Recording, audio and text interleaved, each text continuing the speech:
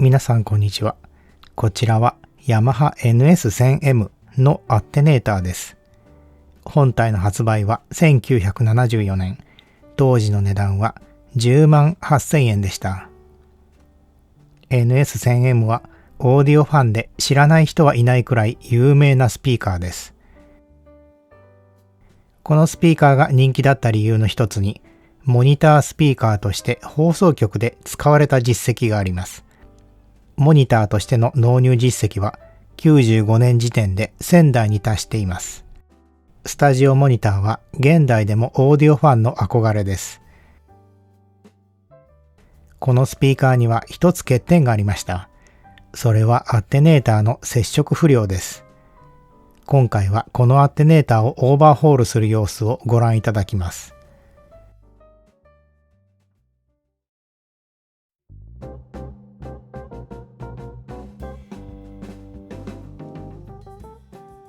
早速分解していきます。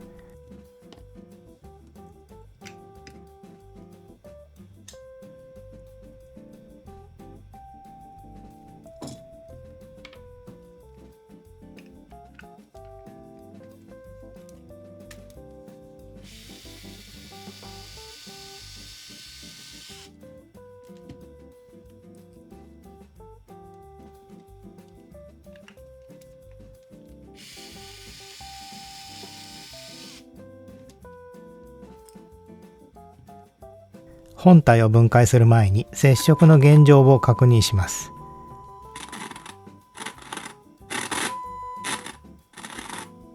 すごいガリです。これではまともな音は期待できません。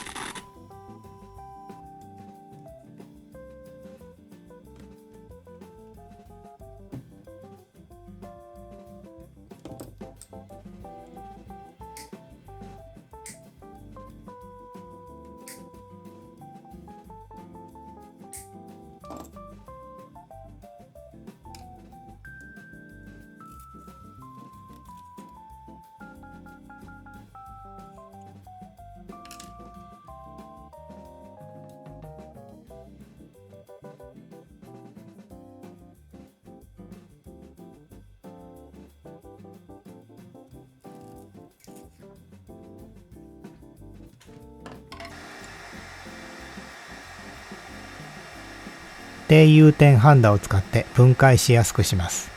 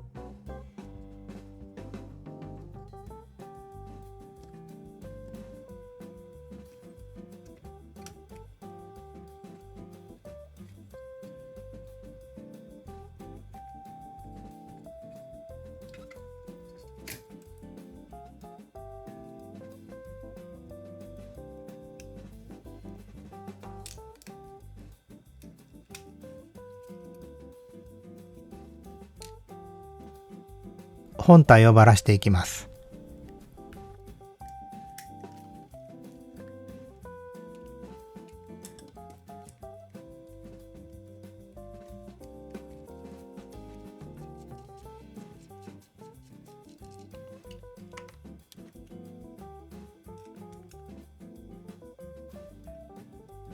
サイズの合っていないドライバーを使ったのでしょうか。ネジの頭が潰れかかっています。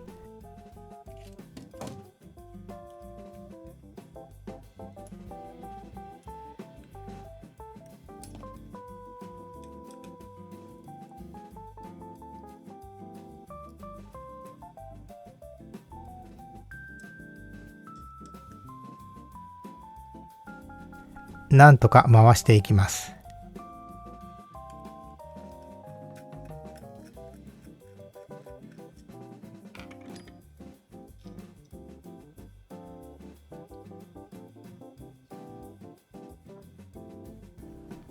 裏側の E リングを外します。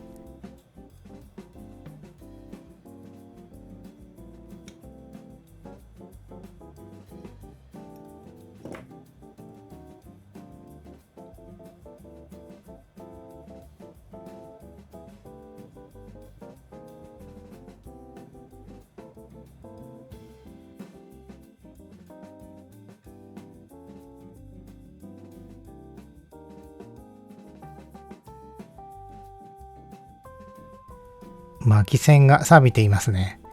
もともと白いグリスがあったようですが枯れています。センターリングも錆びています。薬で溶かしてみます。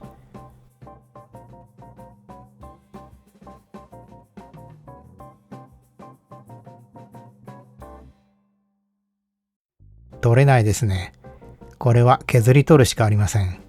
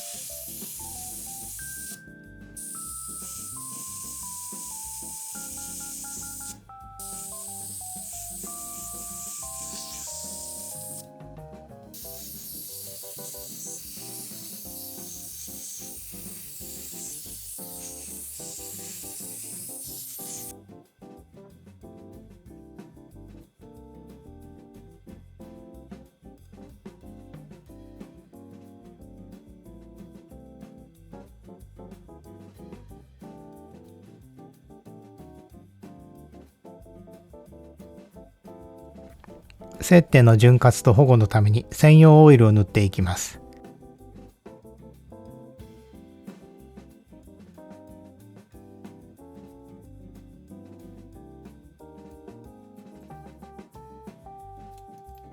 元通り組み立てていきます。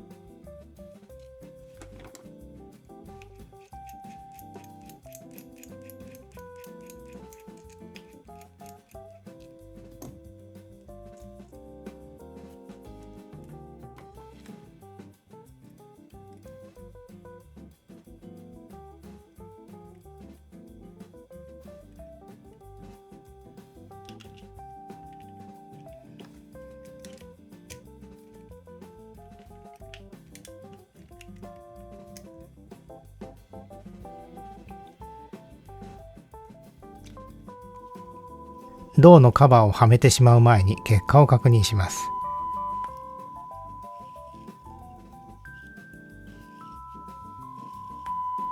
接触不良は完全に治っています。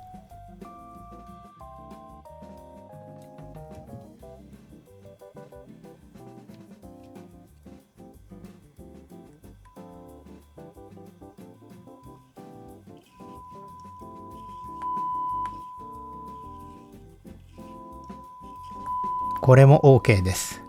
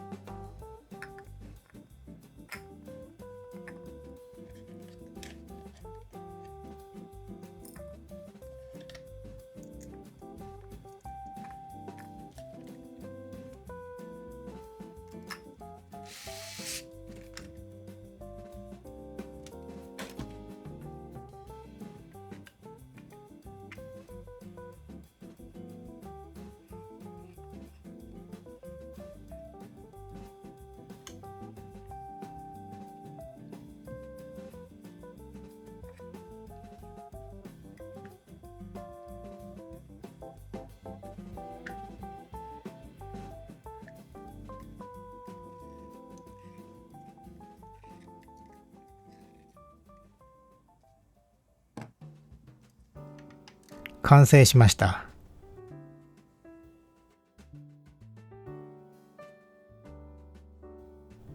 NS1000M は20万台以上作られたと言われています。現在中古が豊富に出回っていますが、例外なくアテネーターに接触不良があると思います。私もこのスピーカーを使っていましたが、この接触不良に悩まされました。このような接触不良は悪くなる一方で回復することはありません。